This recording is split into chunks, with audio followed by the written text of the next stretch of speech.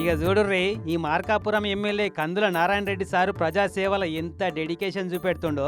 పానం సుస్తైనా ప్రతి శనివారం ప్రజా దర్బార్ పెట్టి ప్రజల సమస్యలు తీరుస్తా అని ప్రజలకిచ్చిన మాట తప్పొద్దని ఎడమ చేతికి సెలైన్ ఎక్కించుకుంటేనే కుడి చేత్తోని పెన్ను పట్టి సమస్యలన్నీ పరిష్కరిస్తుండు. ఇట్లా అగో సూది గుచ్చుతున్నారు చూడు. అబ్బా, సూది గుచ్చే నొప్పిని కూడా చిన్నగా అబ్బా అని పంటి కింద అనగబట్టి పనిలో నిమగ్నం అయితేనే ఉండు. సారిట్లా సమస్యలు చూసుడు, బయట కూర్చున్న అధికారులకు సిఫార్సులు చేసుడు. పగటి బువ్వ కూడా తినడో లేదో గాని పొద్దటి సంది పొద్దుగడి దాకా నడిపిస్తూనే ఉన్నాడట ప్రజా దర్బార్ను. మరి ఎందుకింత బాధ? ఈ శనివారం కాకుంటే మళ్ళీ శనివారం, ఇంకో 4 ఏళ్ల దాకా బొచ్చడొత్తాయి ఇసుంటి శనివారాలు అని అంటే.